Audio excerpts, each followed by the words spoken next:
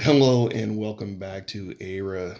That is the G.I. Joe Real American Hero Costume Club YouTube channel. I am your host. I am your founder, Wild Bill, and I have noticed in these past few videos that my hair is really wonky. Um, I don't know. I just thought I'd point that out. I don't know why I did that, but I don't know. I don't know. Yeah, whatever. So your founder is human. C'est la vie. So in the last video, we talked about the first sergeant and we talked about the personnel officer. So now we're going to talk about the information officer and the quartermaster, and if I could swing it, the webmaster too. Okay. Mind you, you might have noticed a pattern here that how I am going through the order, the pecking order. Of these top brass, these top brass positions, the way that they're structured in the charter. That is the pecking order. That is the command structure, as it were. So when I started with the founders, co-founders, and club advisors. That's my tier, and right below me would be the CO, the commanding officer. Right below the commanding officer is the executive officer. Right below the executive officer is the command's sector command first sergeant, even though it's really a captain of the guard. But that first sergeant is third in command. The personnel is fourth in command. The information officer is fifth in command. Quartermaster is sixth. Webmaster is seventh. And that's it as far as top brass is. Well, I mean, then you have the team leaders. They're in there for the sake of like tactical briefings and such, but you know, they're almost in a separate category on their own, but they do come to the table as needed.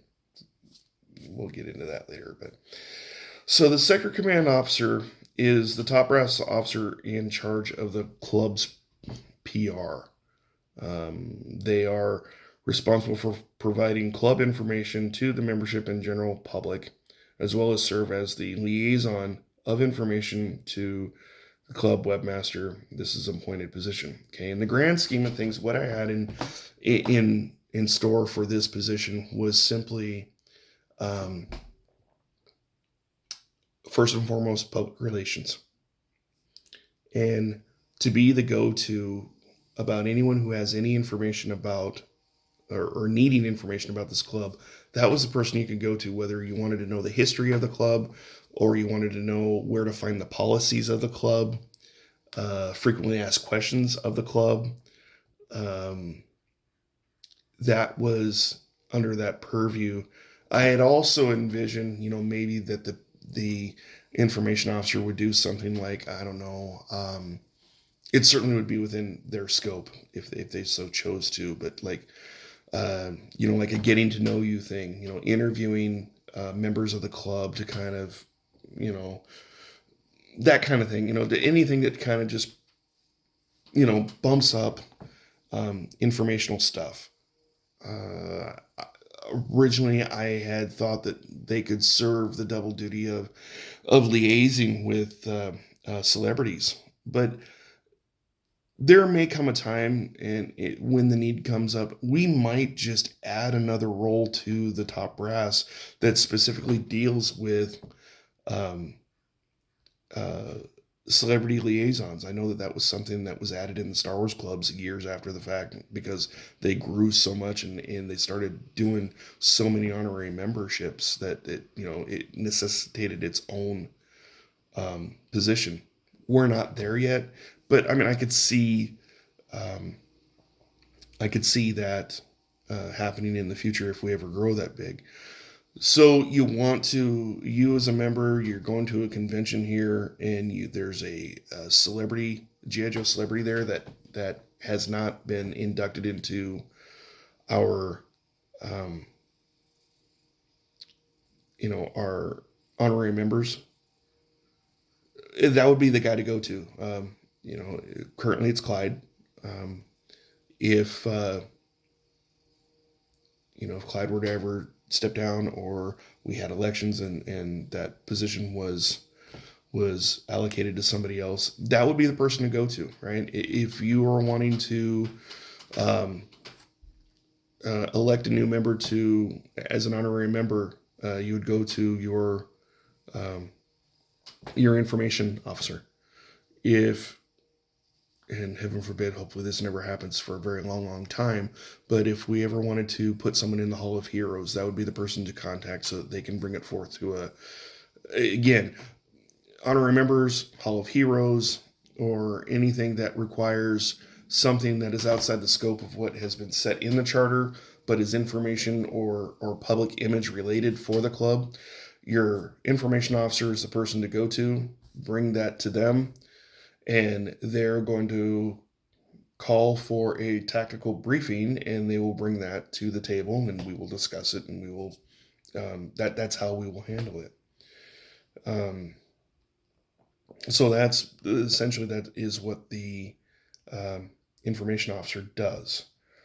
The sector command quartermaster is top brass officer, is chiefly responsible for overseeing all policies concerning swag and merchandising. I could have called it the merchandising officer, but they also serve as a valuable resource for recruits looking for uniform parts and gear for their costume project. This is an appointed position.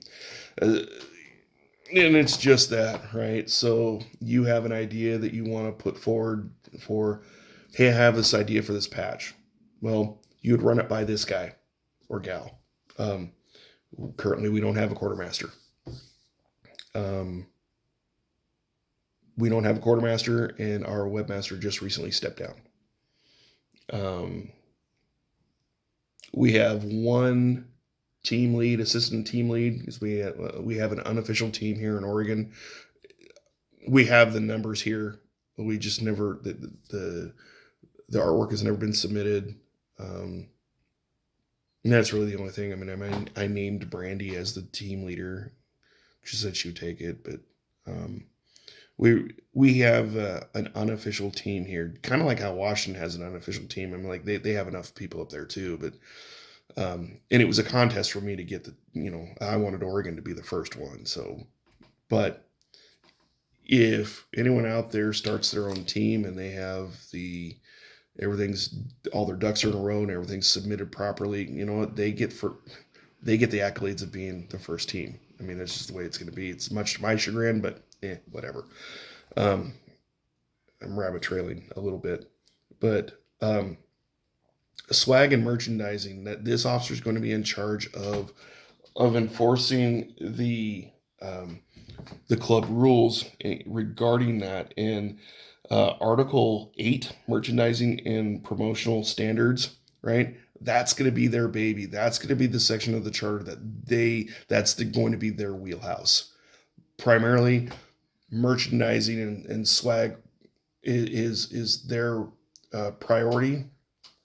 But a second priority for them is that if you are new and you are watching this video and you have no clue where to acquire the parts that you need for your kit, that would be the officer to hit up and say, hey, can you point me in the right direction? And that officer's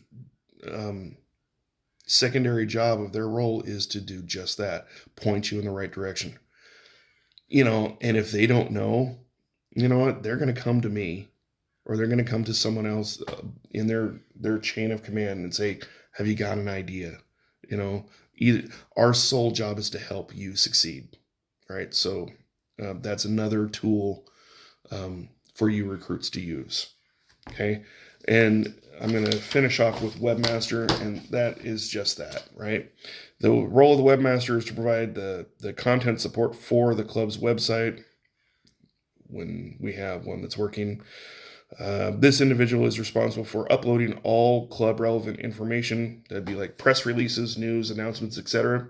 That'd be your PR guy, from your PR guy. from the Sector Command Information Officer. I get ahead of myself here, as well as upload membership photos submitted by the Sector Command Personnel Officer. Right. So two things are happening here with the Webmaster. Right. Not only is he or she updating the website to have the latest and greatest information about the club, for the club, to the club, but they also maintain our virtual membership presence. In other words, again, I keep going back to like these Star Wars clubs because I was affiliated with them, right? And one thing that I loved about the 501st and the Rebel Legion especially was that they had a special section where they showcased the members in the membership there. They had subsections for, I know that in the 501st, unless they've changed their dynamic, but in years past, you could look up either by the character type or by the garrison, or you could even find the individual's name if you knew their name. You would find their 501st profile. I have a master vision of our Webmaster doing the same thing. Would love to see a splash page, like when you first come to the website, there's a splash page where it automatically cycles through all of the membership profile pictures so that, everyone gets featured anytime that the webmaster or the website, has been accessed. And that's really the role of the webmaster, really. At first it was a role that was supposed to answer to the PR officer. And then eventually I kind of moved it on to its own thing. Originally, it was not supposed to be an actual voting member of the top brass, but again, I made it its own thing. So, especially if we have a member, an actual club member who is a savvy in Webmaster, which I am not. I'm not that savvy. It could be one of those things where it's a no-brainer to make them a top brass officer. I do have one friend who's not an official member but is very computer savvy, and I'm thinking about tapping him to ask him if he would be willing to step up to the Webmaster role. No pressure, bro. I'm not going to call you out, promise, but I'll probably be hitting you up soon. But that is the Webmaster's role, is to maintain our presence on our website and to also serve as an administrator, moderator on our social media platforms. We do have a Discord that's rarely used. Excuse me. We're mostly on Facebook. I don't know that we have Twitter, or now called X, because I never started one. But if that would be something that, that our webmaster would be in charge of, and any other social media out there. But this has gotten pretty long-winded, and I do apologize for that. But now you know who our top brass is. Like I said, the team leaders and assistant team leaders are they're separate but equal. They're separate but same. I mean, they serve on the top brass, but they're local.